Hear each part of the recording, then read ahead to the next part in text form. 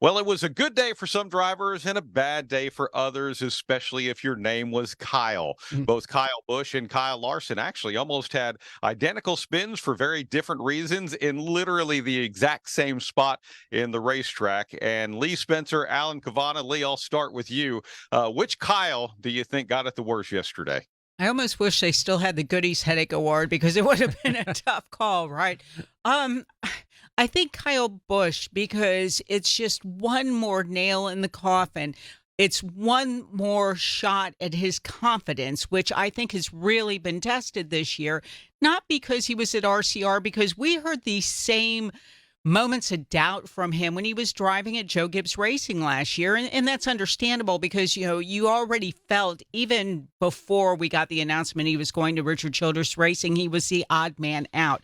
But these constant hits take a toll on a driver and his confidence. And when you have somebody brimming with confidence, like a William Byron or like a Denny Hamlin, and you look at the other end of the spectrum, at Kyle Busch right now, you almost have to give it to him because at least Kyle Larson was there, right? Kyle Larson led the second most laps before he finished 31st. He was probably looking at delivering Hendrick's 300th win. So, got to give it to Kyle Busch. Just on overall, he never showed up. How about you, Alan Cavanna? What do you think about the drivers who had a bad day yesterday at Texas? Yeah, tough day for both those Kyles. To Kyle Busch on that front, it's just such a hit because he hasn't shown that team hasn't shown the ability that they have that comeback ability, right? They've dug themselves a big hole. Do we have much confidence they can dig themselves out? Yes, he won Talladega. He can do well there. The Roval, I don't know. And now he's in a huge hole. I think he's 30 points below the cut line. Kyle Larson, though, another missed opportunity. We were talking about it before in terms of running so well, leading so many laps, being clearly the best car, maybe in the entire Cup Series field, but missing out on the checkered flag once again. And he's put himself in a hole to just above the cut line. I mean, that's how significant that one crash was to now going from clear championship contender, maybe the best car again in the Cup Series, to now, one wreck at Talladega and his season is over, even though he might be the best team and best driver out there. That is disturbing trend with the 5 team, only that they have race-winning cars and not the checkered flags to show for it.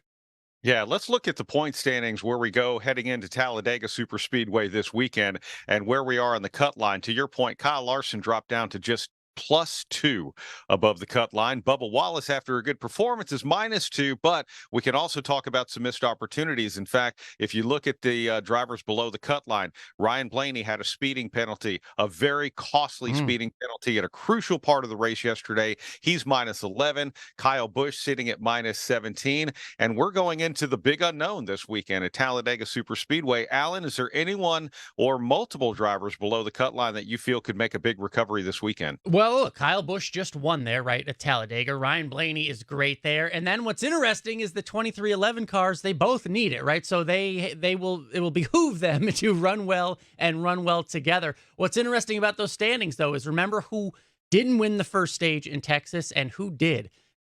Tyler Reddick would be in much worse situation if they didn't get that stage win and get the 10 points. Then you look at Bubba, who's only 1 point above his teammate because they punted on 9 of those stage points. Again, can you envision a scenario where that makes a big difference after the roll? I sure can. But all 4 of those cars below the elimination line right now, very good at Talladega. Yeah. Lee, who has a chance? Well, I think they all have a chance except for Larson. I am not.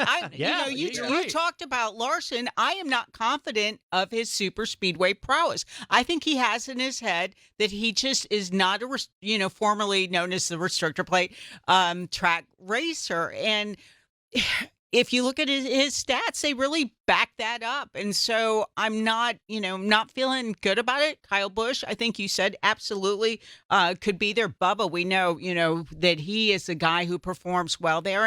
And so is the case with Chastain. Not that he's in a lot of trouble, but Kyle Busch, if you look at RCR's, program at Talladega and Daytona in the past, he needs a Hail Mary right now. And Talladega could be just that for Kyle Busch. Yeah. Lee, do you think that friends, and we talk about how many Chevys are on the field, how many Fords are on the field, and how strong they are, but how little Toyotas are in the field, should that be of concern if you're Bubba Wallace and Tyler Reddick? I've had this conversation with Denny, lots of times because he's so good at Daytona and he knows that a fast car will naturally attract other fast cars. And so that's what the Toyotas have going for them. They will certainly have a little more help next year when Legacy Motorsports comes along. But, you look back at who's traditionally good there. This is a race that Brad Keselowski has had circled on his calendar for a long time. Blaney, he needs to come out of a hole. Blaney has not had a top 5 finish since he won the Coca-Cola 600 back in May. Think about that for a moment. Team Penske has, suffered greatly. Will their cars show up at Talladega? You would expect so. Doug Yates, we talk about it all the time. This is another, track that he loves, whether it's Talladega, Daytona, Atlanta now. He really brings a good engine package for them. But, I really look at this as being a place more so fitting of the Fords as opposed to, as you might, said, Toyota and even Chevrolet. Yeah, Alan, if you're Ryan Blaney, do you feel any comfort in knowing that not only are you good at speedways, but you kind of thrive in running up front? Or do you still go, oh man, we gave up one yesterday and now we have Talladega? Well, it only gives you the one option, right? To be the Ryan Blaney that goes out there and leads laps. All of Penske will be behind him. Ford Motor Company has to be sending the memo out right now, like everybody line up behind the 12. 12, the 6, and 17. They all got to stay together if they're Fords. And remember the last race of the regular season, Daytona, 4 of the Toyotas went out very early, and Bubba had no shot after that, right? Because he had no help. There were no friends. Great car, yes. But he was in that position where, maybe he needed to win. And he snuck himself in the playoffs. But that was so impressive at Daytona because he had no friends once 4 of those Toyotas went out pretty early on in the race. So you have to imagine, again, him and Tyler, they have to stick together, both do well. Denny Hamlin's their car owner / teammate. He doesn't need to be the one out in front getting the checkered flag. So maybe he's just their best friend throughout the day. But those Toyotas, the best thing for them is just attrition and make sure they stay, all 6 of them, and make it to the end. That's the best case scenario for the Toyotas.